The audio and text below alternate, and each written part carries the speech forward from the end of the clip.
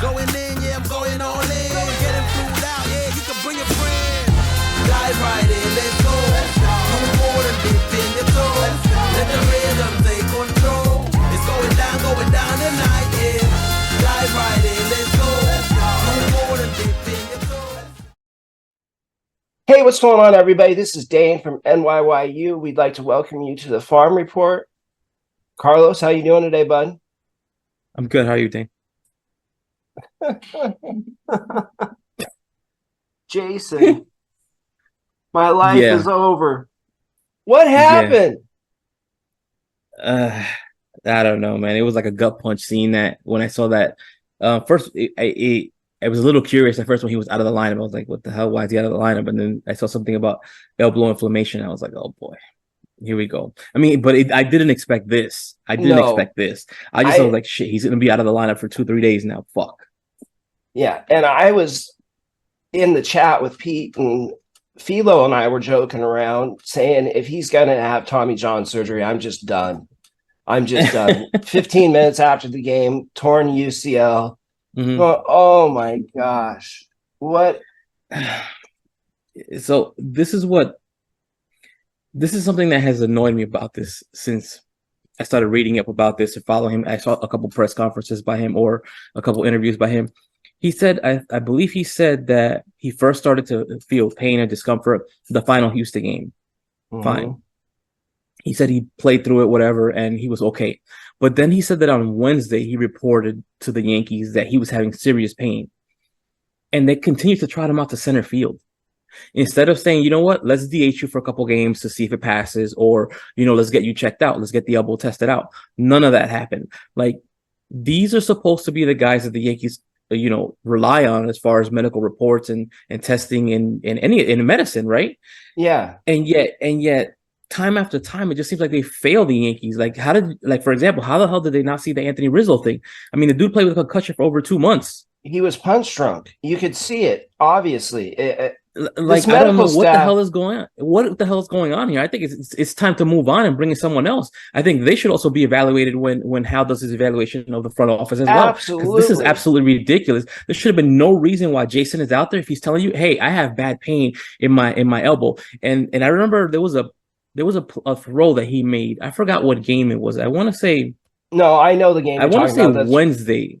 He made a throw from center field on to throw home, and I'm not saying that Jason has Vladimir Guerrero's arm or Jesse Barfield's arm. No, but he's got a good arm. Right. He's got a good arm, but the most important thing that I think about his arm is that he's pretty accurate. He's very accurate with his arm, and on this throw, it was like, I don't even know how it wasn't that far. He was coming in He was coming in from center field. The ball dropped in front of him, and he made that throw trying to go to home, and it bounced twice in between second base and the mound. And you just went, "What in the world? That's not." I've seen Jason throw a ball 1,000 times. That's not his arm. Yes. Yeah, when he took the crow hop, made the throw, it bounced twice just around the mound or something like that. I was like, "What the fuck is that?"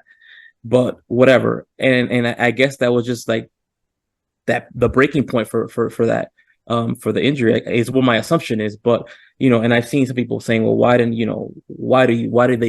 some athletes play injured? If you're hurt, then get yourself out of the game. It's because you took this long to get here. You don't want to come out of the lineup sometimes. So sometimes you may need a little coaxing, but that should have been on management to see, wait, what the hell's going on here? Or the front office, like, wait, this doesn't look right. Let's check on him and see if he's okay. I mean, he had already reported pain to you before. Well, my thinking is he reports pain. You see a throw like that, and to two guys that just watch minor league baseball like you and I, it was completely obvious that wasn't his real arm. There was an issue after that throw. How do they miss that? I don't know. They're the professionals. I don't know. Right. And then that they keep running him out after reporting pain, that's just absolutely idiotic that they would do that. It just makes absolutely no sense. And it's scary that they do that with so many players. They need to change that medical staff this winter, and there's no two other ways about it. They have to bring in a new group. I had seen, I think it was a tweet from Brophy way back when where he had said that he knows that there's players that have been told, to play through the injury, just play through the injury. And, people got at him for that. Yeah. And I feel like he's vindicated because this has happened time and time and time again with the Yankees, where a player is experiencing pain. He's playing through it, supposedly, and front office, management, no one says anything until the player says, wait a minute, something is wrong here. I'm going to get another opinion. Yeah. They just have to do something better. There's been too many injuries that have gone misdiagnosed over the last 3, 4, 5 years. I mean, Sevy was misdiagnosed, mishandled horribly. There's been many other examples. It's just not a good training staff. And when you're paying these guys millions of dollars to be on the field and you can't keep them on the field, it's a problem. Mm-hmm. I don't know. The other thing with Jason, I'm not too worried about him recovering because he is so young. He's never had a history of injuries. Yep. I think that he's going to come back and be just fine, but there's a legitimate concern. You remember Torres got Tommy John surgery when he was like 19 or 20. I think it was for the same injury. It was. And he had a really good infield arm. I mean, he was a legitimate shortstop, third base guy. And after he had that, he didn't have the arm anymore. So I don't know. I personally don't know if I've seen the drop off in arm strength from him. I don't remember. That's not what I remember from his time at shortstop. I mean, what I remember from his time at shortstop is the lapses, the glove, not really the arm. But I mean, I know that there have been other players that have come back from this even better. For example, Glaber himself, he had a pretty big season or two right after he came back from that. Travis d'Arnaud was also another guy who came back even better. I mean, so there's optimism, and plus the fact that he's 20 bodes well. Yeah, let's hope. My hope is that he's back by around the All-Star break. If it happens before that, even better. But that's my thinking right now is by the All-Star break, I expect him to be back on course, probably in rehabbing somewhere, but back on course to return.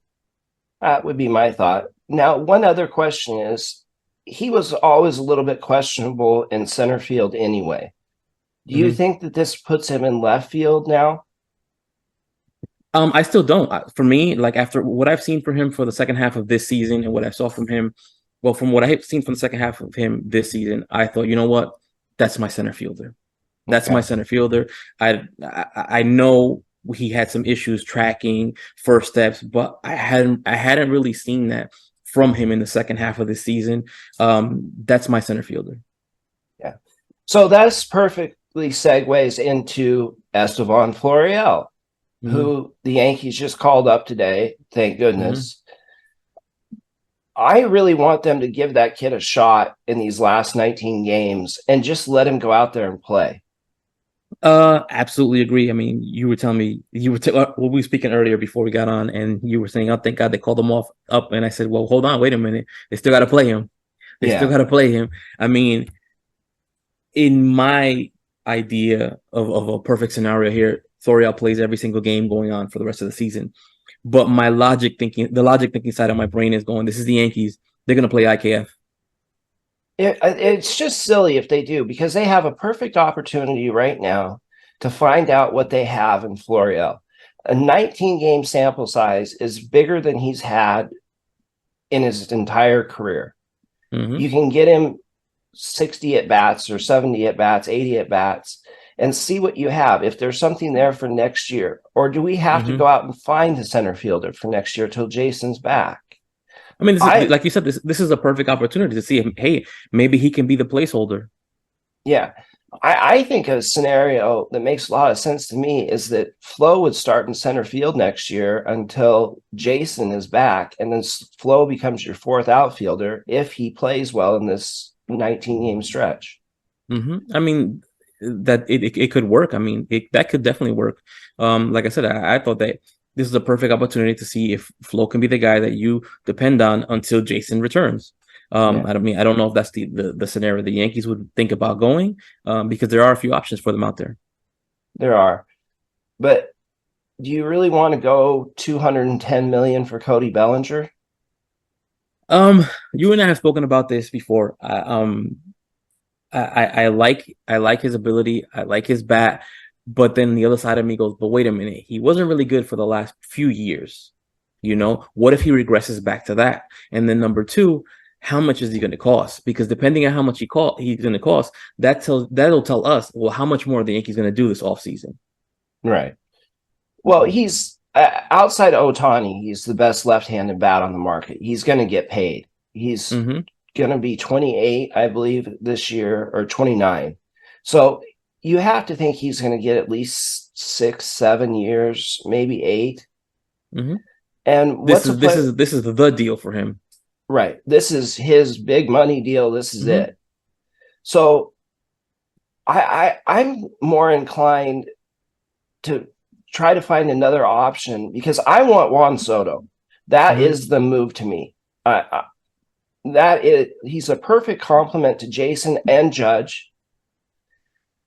I think he fixes more problems than Bellinger does. Well, I mean, he probably has a much better bat.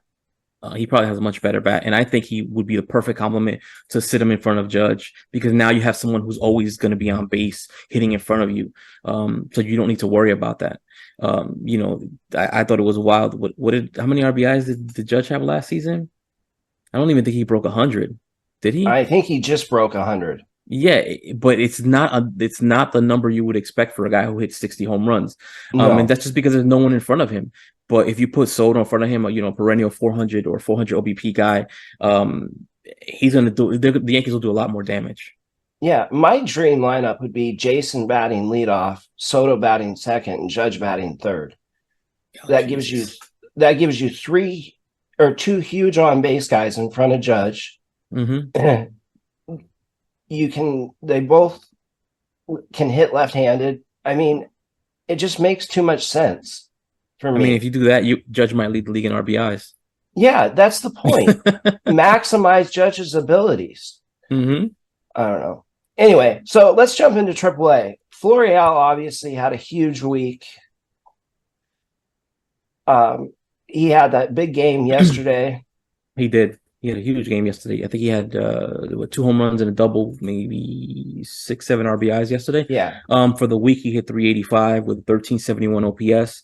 He had 6 extra base hits, 4 home runs, 10 RBIs, 3 walks, 2 steals. A monster week for him, and a good moment for him to do that. Yeah, it is. And I'm so excited to see him up today. Anybody else position-wise there? You had Andre Chaparro. He hit 320, 370 on base, extra base hit, home run, 3 RBIs. I mean, that's another guy that we all season long have been saying, hey, give this guy a shot, especially when Stanton was down. But that looks like that's not going to be the case, and he doesn't seem to have a future in this organization. That's horrible. But they really, I would like to see him called up too. I mean, what is the point of keeping Jake Bauers on the roster? I mean, seriously. I think we have spoken about this, and I think that the Yankees they've been going about the AAA team the wrong way. They've been using AAA to stash reclamation projects, to stash 30-something-year-olds, and I think that the Scranton team should be someplace where you send the kids that have been in AA for a while, and you're not too sure yet of what it is that they're going to be able to provide the organization. Put them there. Stop putting all these reclamation washed-up guys in AAA, and then basically blocking the guys behind them. It makes absolutely no sense. No, it doesn't make any sense to me. AAA should be a finishing school. It should not be a Correct. whole place. Exactly, and that's exactly what they've been doing is trying to stash reclamation projects there. No, this is supposed to be the place where you put the finishing touches on the guys who are in AA. Yeah, AA is where you find out what everybody's made of. Some guys can go directly to the show, others can't. They go to AAA and they finish up developing. And the Yankees just don't run their system like that. So pitching wise, who else did? You had Edgar Barclay had a really good game yesterday. He threw, I think it was 5 innings, gave up maybe 1 or 2 runs with 8 strikeouts. This week he pitched twice, 10 innings, 12 strikeouts. But the thing about Barclay is that he has been a very good reliever since he came into this organization. He's been a very good reliever, even at AA. And then they promoted him to AAA, and for some odd reason, he went from being one of the best relievers in the system to now he's a starting pitcher, and he struggled at times. Yeah, I was going to say, explain this to me like I'm 2 years old, because it makes I no don't know. sense. It doesn't. It made no sense to me. I thought that Barkley was going to be a guy they were going to call on. Maybe he was going to be the guy that eventually replaces Wandy, but that hasn't been the case. It doesn't make any sense to me. It kind of reminds me of what they did with Chance Adams a few years, where Chance Adams was a nasty reliever. He was a shutdown closer, and then they put him in the starting rotation, I think at AAA as well, and he was just getting rocked every night. Mm-hmm. He did. And Barkley was pitching great, piggybacking with Gomes in Double-A. He was pitching behind him, and he was pitching 2, 3, 4 innings and looked great. Yes, why he was not a very good middle reliever. Mm-hmm. Yeah, why not keep him in that role, especially when there's a lack of lefties in the system, period? Yeah, like I said, I'm confused. I have no idea why they made this move. I thought, he was going to be the guy that come in to replace his Wandy, because maybe they trade Wandy off and they need another lefty. And Barkley was the guy that will eat innings for you, and he would give you quality innings. Yeah. And another guy down there being Will Warren. Yeah, he just had a really good last game. 7 shutout innings, 9 strikeouts, 2 walks. He was another guy that I thought they might have called up. I'm not too sure if he still won't be called up. They called up 2 of the reclamation projects they had been stashing at AAA. They were on the 40-man. And I think it was just a matter of, well, Randy had just pitched, Yoendries had just pitched, Will Warren had just pitched. Let's let the rest days come up, and then maybe they'll call up 1 or 2 of those guys. I mean, that's my thinking right now, or my hope is that they're eventually going to call up 1 or 2 of those guys. I think you got to bump Warren up. I mean, that last game was the best I've ever seen him look, stuff-wise. I mean, it's just nasty when he's on. And honestly, how many spots are in the rotation going forward? 2, maybe 3? This is a perfect opportunity for them to see what it is that these guys have. Like I said, you have Warren, you have Yoendries, and you even have Beater. You can call up any one of those 3 that'll give you maybe 1 or 2 games before the season is over. So just so you can get them acclimated, get their feet wet, and see if maybe there's something there for you to work with. Yeah.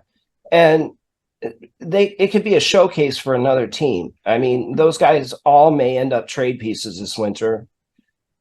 Get them up, see what they can do, and see what you have going forward, so you have a better idea heading into next year. Absolutely. So Double-A. At Double-A, you had Ben Rice, who was just absolutely insane this week. He hit 500, 1350 OPS, 4 extra base hits, a home run, 4 RBIs, 3 walks. He just continues to hit. He does. And we're going to do a deeper dive on him very, very soon. Yes. You also had Grant Richardson. He had 364, 1224 OPS, a home run, an RBI, 4 walks, 2 stolen bases. And Spencer Jones, he had 333, 440 on base, 3 walks, 3 stolen bases. I mean, it's nice to see him at least get on here. He has been struggling at Double-A. And I know some people have been saying, well, he's going to replace Jason Dominguez now. And I would say, tell those people, let's pump your brakes a little bit. In my opinion, Spencer didn't do much to progress or move the needle at Hudson Valley. It was a season of ups and downs for him. The K rate got a little crazy for me.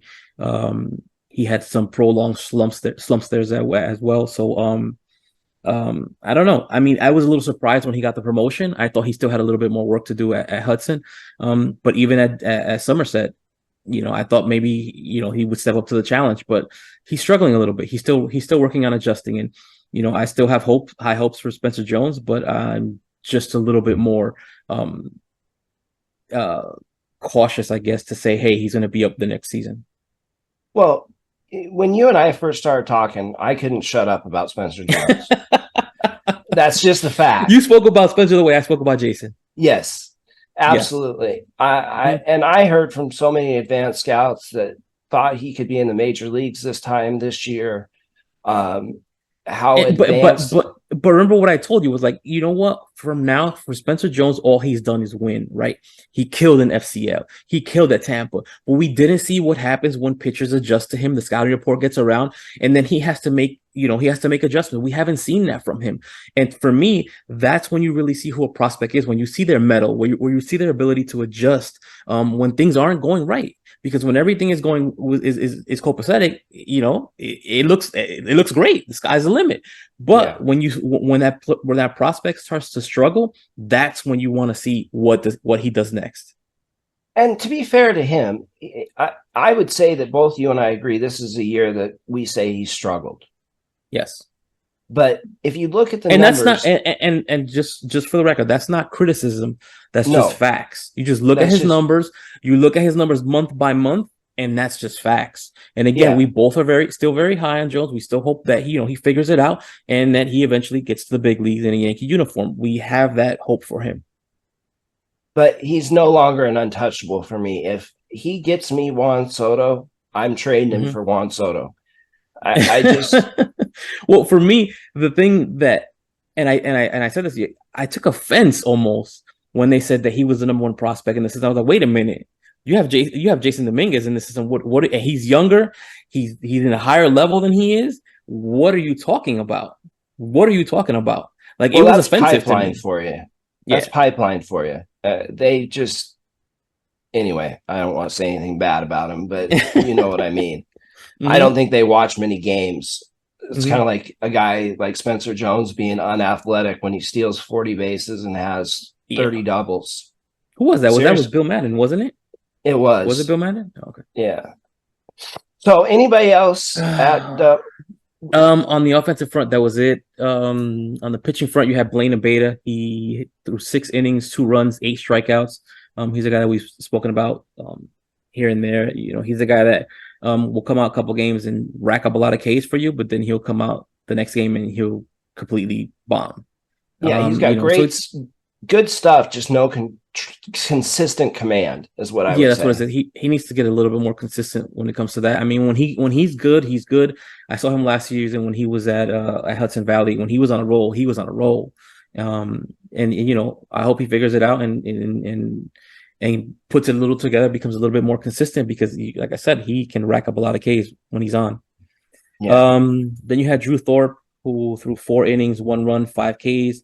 It was a short outing for him, and I myself thought that they were capping him to save him for the playoffs. But then I think I read from, I think it was Mike Matchmore, who said that he was having some pain in his left arm or something like that. His non-throwing arm. Yes, his non-throwing arm. That he was having some pain, so they pulled him out as a precaution. So maybe it wasn't a cap. Maybe it was just that.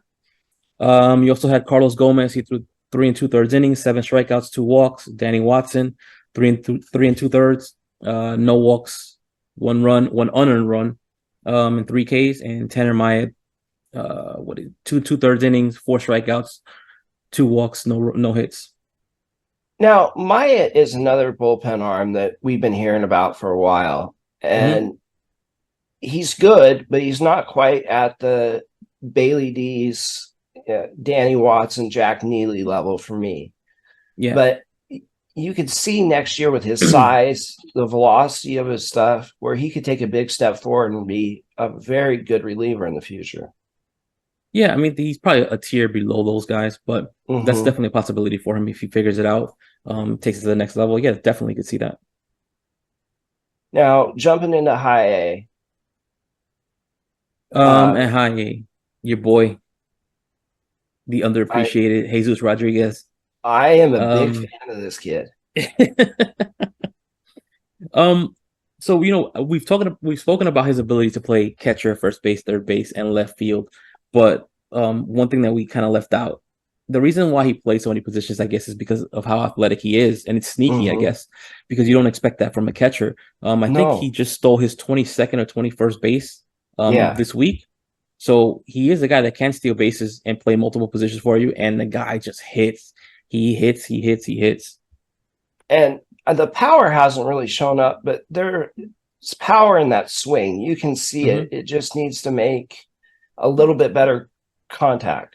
Well, this season he's hitting. Well, I think it was last night or Saturday's game. He hit a grand slam. That was Mhm. his ninth home run in the season. So, and the previous high for him was 4.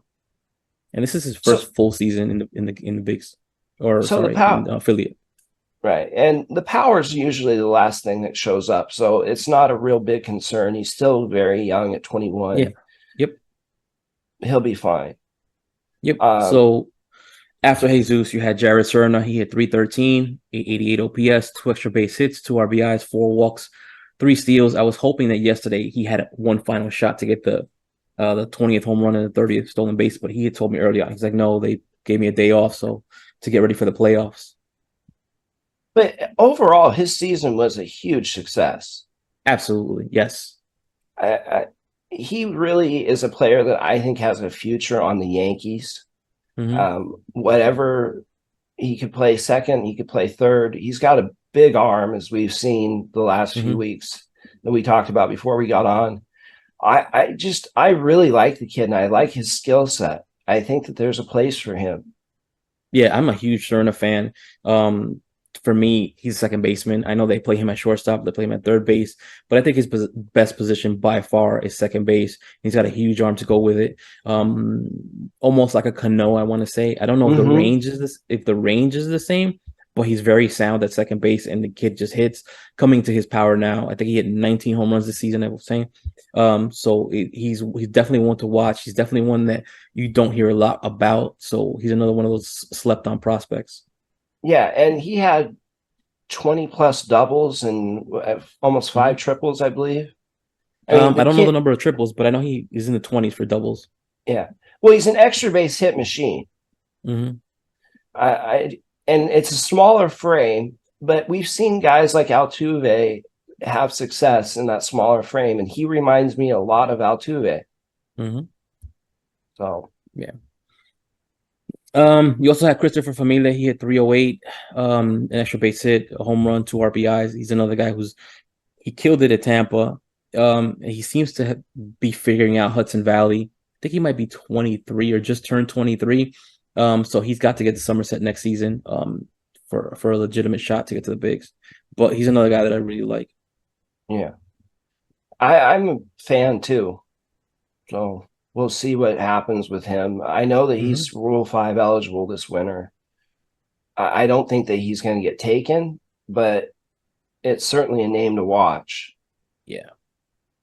You also had Cole Gabrielson. He had 293, 294 this week. 2 RBIs, a stolen base. He's another guy.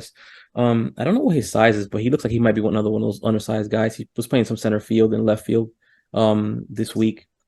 He's another one of those guys that I'll be keeping an eye on. Yeah, me too. On the pitching front, you have Brock Selvich. He threw 2 games this week, 11 and 2/3 innings, 2 walks, 9 Ks. He had a really good week, I would say, overall. He's had a good season. He has. I'm a big Brock fan. Yeah. He added that cutter, and he's throwing a splitter now. Mm-hmm.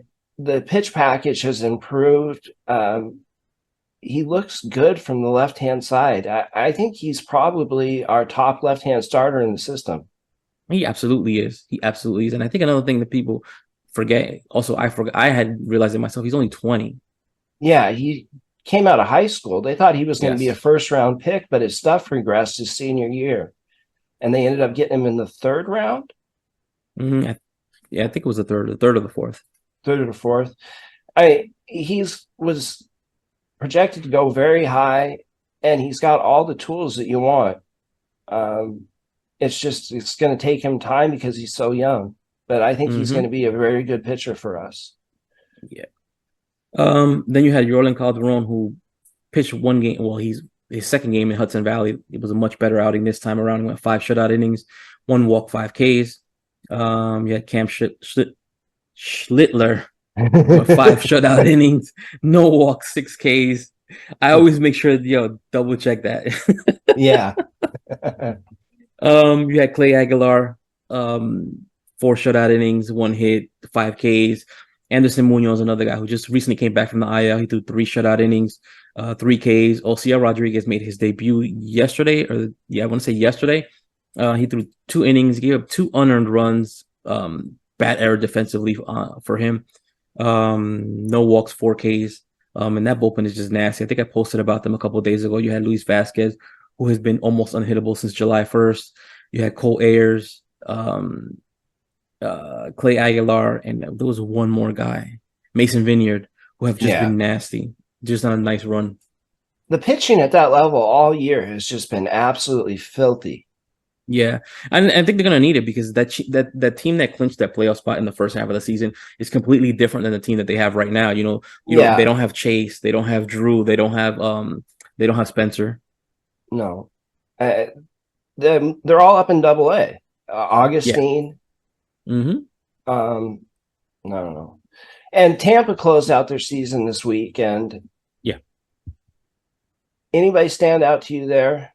Brenny Escanio probably had the best week. He had 353, 3 extra base hits, a walk, stolen base. And you had Nelson Medina. He had 2 home runs, 3 RBIs, 3 walks. I think he's a guy, Medina, that probably would have been at Hudson Valley had he not been injured. I think he lost about 2 months, I want to say.